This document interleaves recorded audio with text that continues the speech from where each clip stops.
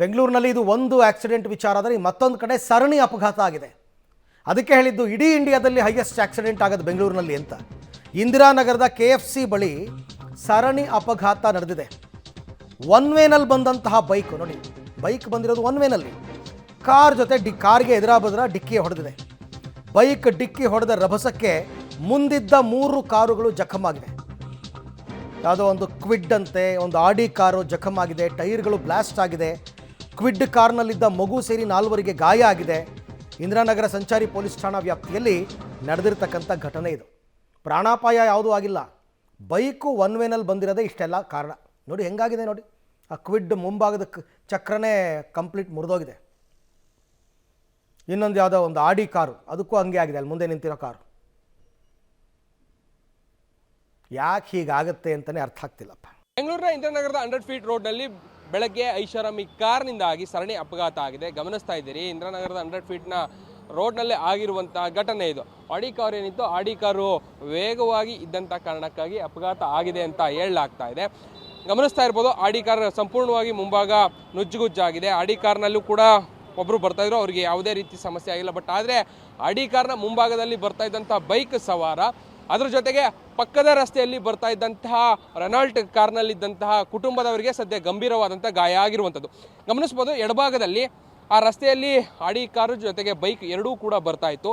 ಆ ಬೈಕ್ ಕಾರ್ನ ಮುಂಭಾಗದಲ್ಲಿ, ಆಡಿ ಕಾರ್ನ ಮುಂಭಾಗದಲ್ಲಿ ಅಪಘಾತಕ್ಕೆ ಒಳಗಾಗಿರುವಂಥ ಈ ಬೈಕ್ ಏನಿದೆ, ಈ ಬೈಕ್ ಕೂಡ ಅದ್ರ ಮುಂದೆ ಇತ್ತು. ಬಟ್ ಆದರೆ ಈ ಬೈಕ್ ಮುಂದೆ ಬರ್ತಾ ಇದ್ದಂಥ ಕಾರಣಕ್ಕಾಗಿ ಕಾರು ಕೂಡ ವೇಗವಾಗಿದ್ದಂಥ ಸಂದರ್ಭದಲ್ಲಿ ಇದನ್ನು ನಿಯಂತ್ರಣವನ್ನು ಮಾಡೋದಕ್ಕೆ ಆಗಿಲ್ಲ. ಆ ಸಂದರ್ಭದಲ್ಲಿ ಡಿವೈಡರ್ನ ಎಗರಿಸಿದೆ. ಡಿವೈಡರ್ನ ಎಗರಿಸಿ ಆಪೋಸಿಟ್ ಬರ್ತಾ ಇದ್ದಂತಹ ರಸ್ತೆಯಲ್ಲಿ Kwid car, Renault Kwid car ಏನಿದೆ, ಈ ಕ್ವಿಡ್ ಕಾರ್ಗೆ ಗುದ್ದಿರುವಂಥದ್ದು. ಗುದ್ದಿದಂತಹ ಪರಿಣಾಮವಾಗಿ ಕ್ವಿಡ್ ಕಾರ್ ಕೂಡ ಕಂಪ್ಲೀಟಾಗಿ ಜಖಮ್ ಆಗಿದೆ. ಮುಂಭಾಗವೆಲ್ಲವೂ ಕೂಡ ಜಖಮ್ ಆಗಿದೆ. ಜೊತೆಗೆ ಹೇರ್ ಬ್ಯಾಗ್ ಕೂಡ ಈಗಾಗಲೇ ಓಪನ್ ಆಗಿರುವಂಥದ್ದು. ಆದರೆ ಕುಟುಂಬಸ್ಥರು ಇಲ್ಲಿ ಪ್ರಯಾಣವನ್ನು ಮಾಡ್ತಾಯಿದ್ರು. ಚಿಕ್ಕ ಮಗು ಕೂಡ ಇತ್ತು. ಮಗು ಹಾಗೂ ಕುಟುಂಬಸ್ಥರು ಎಲ್ಲರೂ ಕೂಡ ಎಲ್ಲೋ ಬೆಳಗ್ಗೆನೆ ಹೋಗೋದಕ್ಕೆ ಬರ್ತಾಯಿದ್ರು. ಆ ಸಂದರ್ಭದಲ್ಲಿ ಅಪಘಾತ ಸಂಭವಿಸಿರುವಂಥದ್ದು ಗಮನಿಸ್ತಾ ಇದ್ರಿ. ಒಳಭಾಗದಲ್ಲೇ ಹಾಲಿನ ಬಾಟಲ್ಗಳು ಜೊತೆಗೆ ಆ ಮಗುವಿಗೆ ಸಂಬಂಧಿಸಿದಂಥ ಬಟ್ಟೆ ಎಲ್ಲವೂ ಕೂಡ ಹಾಗೇ ಬಿದ್ದಿದೆ. ಅದೃಷ್ಟವಶಾತ್ ಪ್ರಾಣಾಪಾಯದಿಂದ ಎಲ್ಲರೂ ಪಾರಾಗಿದ್ದಾರೆ. ಬಟ್ ಆದರೆ ಇವರಿಗೆ ಸಣ್ಣ ಪುಟ್ಟ ಗಾಯಗಳಾಗಿರುವಂಥ ಕಾರಣಕ್ಕಾಗಿ ಎಲ್ಲರನ್ನ ಕೂಡ ಕೂಡಲೇ ಇಲ್ಲಿದ್ದಂತಹ ಪೊಲೀಸರು ಏನಿದ್ರು ಅವರೆಲ್ಲರನ್ನ ಕೂಡ ಸ್ಥಳೀಯ ಆಸ್ಪತ್ರೆಗೆ ಕಳಿಸಿಕೊಡುವಂಥ ಕೆಲಸಗಳಾಗಿದೆ. ಬಟ್ ಆದರೆ ವೇಗವಾಗಿ ಇದ್ದಂಥ ಕಾರಣಕ್ಕಾಗಿಯೇ ಈ ಅಪಾಯ ಆಗಿದೆ ಅನ್ನುವಂಥದ್ದು ಇಲ್ಲಿನ ಒಂದಷ್ಟು ಜನ ಹೇಳುವಂಥದ್ದು.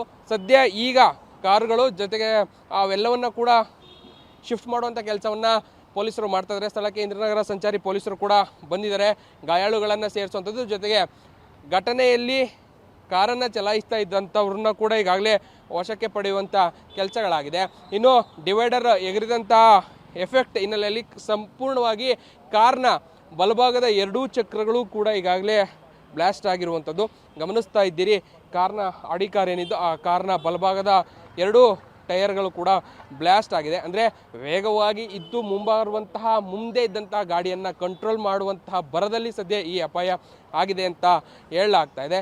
ಈಗಾಗಲೇ ಇದಕ್ಕೆ ಸಂಬಂಧಪಟ್ಟಂತೆ ಪೊಲೀಸರು ಕೂಡ ತನಿಖೆಯನ್ನು ಮಾಡ್ತಾ ಇದ್ದಾರೆ. ಏನಾಗಿದೆ, ಯಾಕೆ ಈ ರೀತಿ ಅನ್ನೋದು ಎಲ್ಲವನ್ನ ಕೂಡ ನೋಡುವಂಥ ಕೆಲಸಗಳು ಆಗ್ತಾ ಇದೆ. ಕಾದು ನೋಡಬೇಕಿದೆ ಘಟನೆ ಕಾರಣ ಏನು ಅನ್ನೋಂಥದ್ದನ್ನು. ಸ್ಥಳೀಯ CC ಕ್ಯಾಮ್ರಾಗಳು ಎಲ್ಲವನ್ನ ಕೂಡ ಪರಿಶೀಲನೆಯನ್ನು ಮಾಡಿ ಆ ಬಳಿಕ ಅದನ್ನು ಪತ್ತೆ ಹಚ್ಚಬೇಕಾಗುತ್ತೆ. ಸದ್ಯಕ್ಕೆ ಗಾಯಾಳುಗಳು ಅಪಾಯದಿಂದ ಪಾರಾಗಿದ್ದರೆ ಅವ್ರನ್ನ ಆಸ್ಪತ್ರೆಗೆ ಕಳಿಸಿಕೊಡುವ ಕೆಲಸವನ್ನು ಪೊಲೀಸರು ಮಾಡಿದ್ದಾರೆ.